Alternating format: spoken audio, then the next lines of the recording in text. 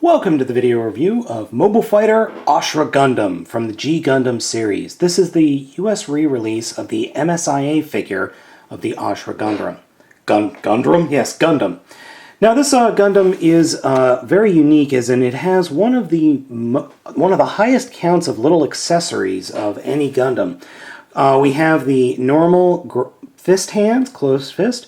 We have the splayed hands, a grabby hand, some what I like to call praying hands, some thrusters, and 8 little bits.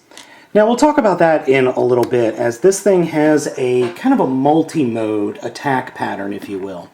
It is a very interesting looking Gundam, and it's very, very cool looking as well. I always did like this figure when it did show up in the show. It showed up in the tag team battle. Its partner was the Skull Gundam.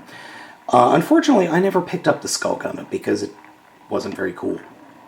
So this guy is as I said, a very interesting looking figure, and it has an immense amount of posability. However, it is very top heavy because these horns on the back and the extra arms on the shoulders, it is a very top heavy figure, and that does pose a challenge when posing it. Posability of this figure is actually quite high, even though it is top-heavy. The horns that attach to the rear of the top legs can be posed and can move on their own. The arms are on a ball joint with the shoulders being able to move around a little bit, and they have a same as all the others, a twist up at the top, and then it can bend pretty much to the human arm, like a human arm. Legs are a little bit limited because of the thing that attaches on the back and the side skirts, which don't really move, so their overall posability is rather limited. The legs can completely close or completely fold up, and the feet do have a good range of posability to them. The head is on a very small ball joint, so it does have some posability, but not a lot. I do really dig the overall helmet look of this head design. I really do like that. So, and the arms up top can all pose with the same amount of posability that the normal arms have. So, transformation into its attack mode is rather interesting. First, we're going to come up here and pull apart the shoulders. So, we'll just yank them apart. And then what you do with the shoulder pads is you just kind of get them. Well, you could just leave them like that pretty much. Next, we will actually come under the side skirt and pull off the legs.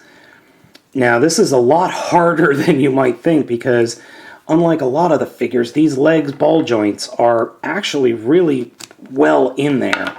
And they do take a good amount of force and twisting to pull off, and I'm always afraid I'm going to break either the actual joints here or the hole that they plug into. So once we have that pulled off, we take the thrusters that I was talking about earlier and attach them like that. We'll do that with the other one. And you want to make sure that the thrusters are pointing down. That's kind of important.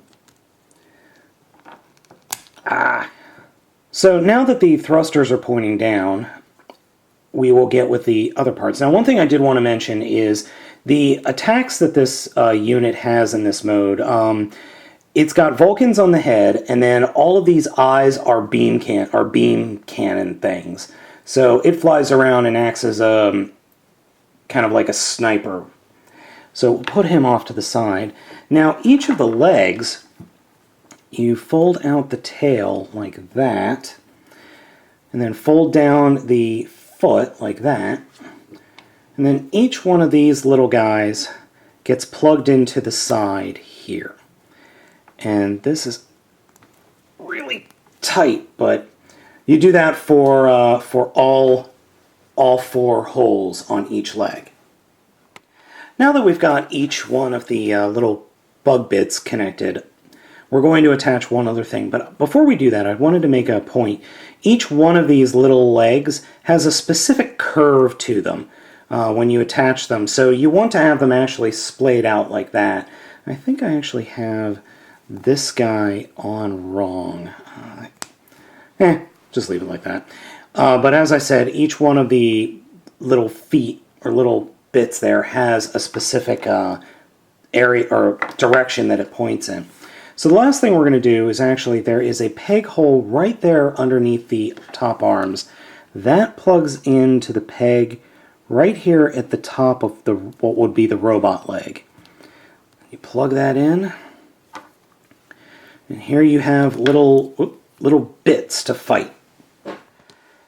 And as I said, here we have the Asura Gundam in attack mode. Now this is something that's cool because none of the other Gundams in G Gundam have a transformation like this. And this is something that I really appreciate. It's something that's really kind of off the wall, but at the same time is very cool.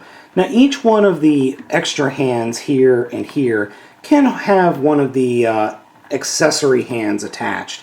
And I do really appreciate that. That's something that really adds some play to the figure.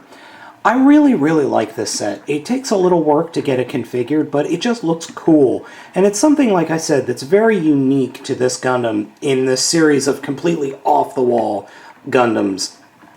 And this is a figure that I would really recommend.